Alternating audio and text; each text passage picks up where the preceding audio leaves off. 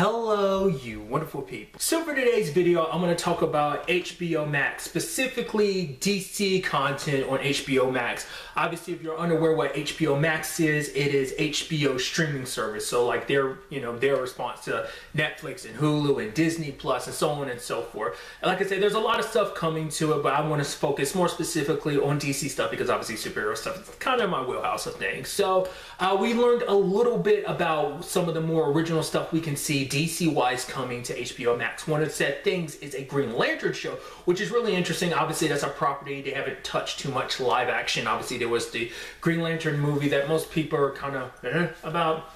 I've seen it one time years ago, so I don't remember it. I liked it, but I mean, you know, once again, like I don't know. I'm with my particular taste in movies and TV shows and stuff like that, so I don't know. So I don't remember it that well. But regardless, it's going to be interesting to see this kind of, you know, be a show because for what the reports have said is like basically they're dumping kind of like Disney putting like movie levels amount of money into a TV show. And you kind of have to because when you actually think about Green Lantern is basically a space cop. Well, they're basically space cops. So I doubt, because you'd have to do a lot of stuff for like the space and stuff like that. So not unless they did more stuff on Earth, but I would assume it'd be more space related stuff. And what was interesting is because people were kind of noticing this too, like the reports were saying inspired Green Lantern. So it's like, what does that mean?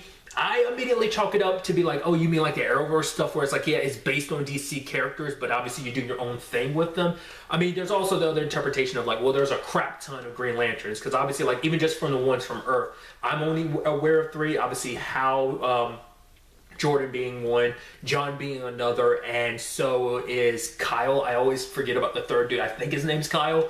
I'm curious which route they'd go because I figured since they already, you know, attempted Hal Jordan with the Ryan Reynolds movie, that maybe they do like a John or Kyle. I don't know. I don't know. I'm curious to see what they would end up doing. I mean, what would it be? Because there has been talk about like, well, they wanted to make a Green Lantern Corps movie rather than it being like a solo. It'd be a Green Lantern Corps movie. So. And that was also something I picked up I thought was kind of interesting. They talked about this on Collider Live like a couple days ago. Was the fact is that could this tie into the movies in any shape or form? Like, you know how Disney Plus is doing that with like the MCU stuff. Will HBO Max start doing that kind of setting maybe stuff up in TV show format and then eventually tying into the movies? Because obviously this is connected to Greg Berlanti. He's got his hands in all the like the DC TV stuff, but this isn't connected to the Arrowverse from what it seems. So I'm guessing it's kind of like it's doing the DC universe thing of being on its own. To be fair, that's like one of the big like live action properties, DC wise, that's kind of being thrown out there superhero wise in that lane of things. Like I said, we'll get to the others soon enough. So I'm curious. Like, cause I'm not even sure where everything the DC universe stands in a continuity of everything. Cause obviously Arrowverse is kind of its own thing. Then you have the movies being their own thing, and potentially this will be its own thing. And then there's DC Universe being its own thing, which that's a conversation I'll talk about later on. So I mean, which I'm fine with. I'm fine with you keeping them disconnected. But I mean, if they ever did want to tie them in, it'd be interesting. Because even in Arrowverse, they've made winks and nods to Green Lanterns. Like for example, like. A Flash from, I want to say it was Barry from Earth. What was it? What was the Earth he's from? The Flash that, you know, John Wesley Shipp plays. He played in the 90s. That when it came into the Elseworlds crossover, he brought up the fact that, John, where's your ring? So being like, okay, so referencing that John Diggle is the Green Lantern on a different Earth. That's as far as it's kind of going with that. So either way, another show that was coming up is one called Strange Adventures, which I really don't know much about it. I looked into it a little bit, but from what I can tell, they're basically making like a superhero anthology series where it's kind of like each episode is going to follow like a different superhero. And that's kind of interesting. It kind of like there hasn't really been any anthology series amongst the superhero genre. I was kind of almost expecting Legends of Tomorrow to kind of be that. Maybe you get like a different variety of heroes every season. I mean, to be fair, this is something I thought about years ago. So obviously that with the direction Legends has taken, that ended up not being the case. But I thought maybe it'd be a situation of like different heroes join the Legends every season or something like that, which to a certain extent you can make the argument it did happen. But regardless, not to the extent I was kind of thinking on a more anthology level of things, you know. Which I also learned the reason why it's called Strange Adventures is because it's based on, comic book series kind of the same name, which it also seems like at different points in times people have brought this particular comic book run back and kind of did their own thing with it.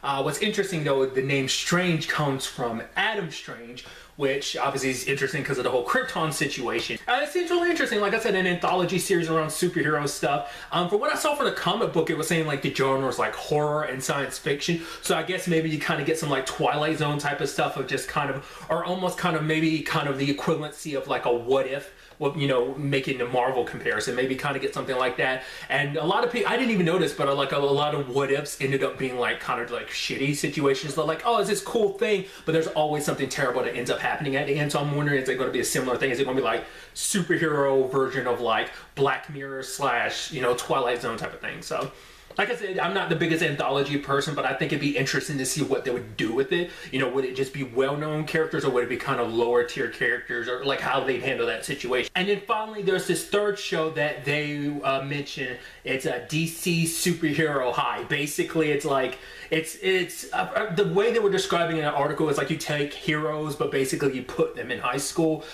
There's an animated series that's kind of similar to this. It's kind of like what the article was saying, like, oh yeah, like the, I forgot what it's called, but it's like a whole bunch of like high school versions of like superheroes and villains kind of all going to school together. So it seems like it might be inspired by that. But this particular show is going to be made by Elizabeth Banks, which is pretty dope.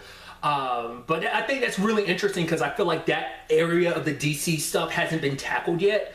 Because, I mean, even when you look at different things, like, high school might play a part in certain people's story. Like, look at Jennifer from Black Lightning. It's a part of her story, but it's not the biggest thing. And yeah, Jeff is connected to it, but like a kids growing up with superpowers thing isn't something that's tackled too much. I mean, even on Marvel, they don't tackle it too much. I mean, you get everything with Spider-Man, Peter Parker, there's Cloak and Dagger, well, more Cloak and Dagger, and then there's Runaways.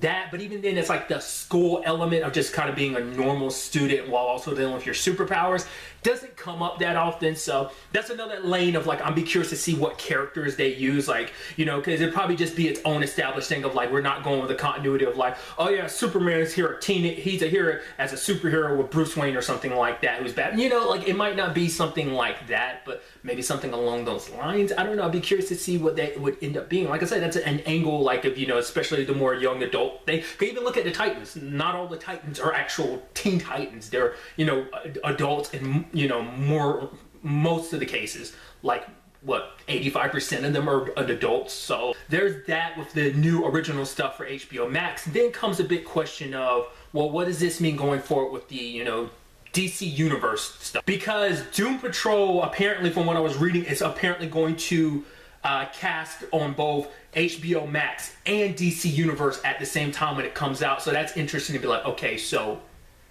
so there's connection there, but it's still seeming like DC Universe is going to still be its own thing. Because it's not like it's going to completely go away, because there's still stuff that's in production that's supposed to be coming out, like the Stargirl live action show. I feel like there was something else live action that they were making, but maybe Stargirl was the last of the roster. It also depends on, whatever Titan situation it ends up being going forward. I look at this as an opportunity. Like, the article I was reading was kind of saying like Swamp Thing is even more dead now, but I'm like, no, please use this as an opportunity to bring it back. Because I brought this up before if you're unaware of that, but basically Swamp Thing, their plan was to go for 3 seasons and then set up a Justice League Dark thing. I'm like, dude, do that. I hope that they do bring it back, because the show was well received by a lot of people because it is such a different superhero show that I feel like it needs more of a chance to kind of shine, because there was a lot of extenuating circumstances of reasoning behind it getting canceled and all that. But regardless, I would want them to kind of bring that back and continue this whole DC Universe thing. I mean, some thoughts that people have had is like basically make DC Universe a tab under HBO Max. So just basically fuse them together, which that might be the plan later on down the road anyway, but that's where a lot of people's mindsets are on with the whole situation. So I am curious, I mean, and if they do that, because even with the DC Universe stuff, that's still kind of not as connected, because everything's kind of its own thing, like whether it be Swamp Thing, Titans, or Doom Patrol.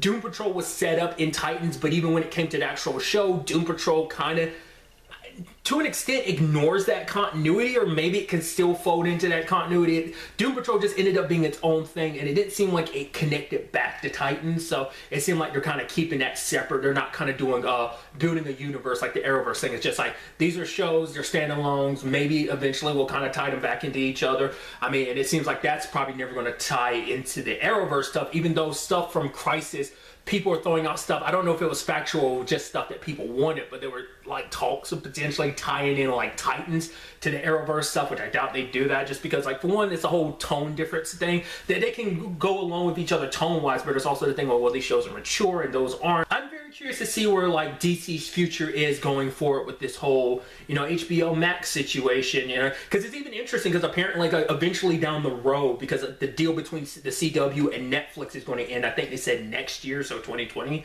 or maybe even 2021, whatever. I was unclear. I would assume since they said next year it'd be 2020, but nevertheless, like, because that's when, you know, HBO Max comes out, and so all of like the CW DC stuff will stream on HBO Max after their season runs on, you know, TV. Some very interesting developments. I'm curious to kind of learn more as, you know, time comes out more and more about, you know, DC's future on the HBO Max app and stuff like that. I mean, this is just TV show wise. Obviously the conversations come up about, well, what does this mean movie wise? I mean, maybe you'd see some more, you know, animated movies, because DC puts out a lot of animated movies, so we'd probably see a lot of them up there, but also maybe just big budget movies in general too, because obviously Disney Plus is kind of doing that level of certain things as well. So I don't know, we'll ultimately have to wait and see where everything kind of ends up. Hell, even now that's just me talking about this superhero side of the DC stuff, but what about your non-superhero stuff? Because obviously even that's kind of, you know, DC stuff is still kind of spread around, not just on the CW and even DC Universe, but then there's the whole thing about, well, what about on Netflix, because of the whole, well, what about Lucifer and the potential, you know, the whole Sandman TV show that's supposed to be coming to Netflix too. So stuff like that has to be kind of kept in mind too when it comes to this whole this whole, you know, HBO / Warner Brothers DC kind of consolidating everything in one place type of thing, you know, kind of much like Marvel's trying to do. So I don't know, it's just an interesting thing to kind of think about in the grand scheme of things. In the comments down below, let me know some of your thoughts about this whole HBO Max situation. Obviously this is me talking about more the DC side of things when it comes to the HBO Max stuff, but like I said, that's kind of more so my wheelhouse. Maybe that's not 100% your wheelhouse, so this probably doesn't interest you as much. Maybe you're slightly interested, but not probably as interested as maybe I or someone else might be. So let me know, is there other aspects of this whole HBO Max thing that are more appealing to you? Is it a streaming service that you're, you know, are you going to get it? Are you thinking about it? Or you're like, it's a big pass for you? I'd love to know where you stand with this whole situation. And obviously, if you are interested in the DC stuff like I am, did any of these announcements for shows excite you for the future of HBO Max and potentially, you know, what they could do with the DC property going forward? Just let me know all your thoughts. But really, that's all I'm going to talk about. Until the next time, be happy, be safe, live life to the fullest, and enjoy it. Good day and goodbye.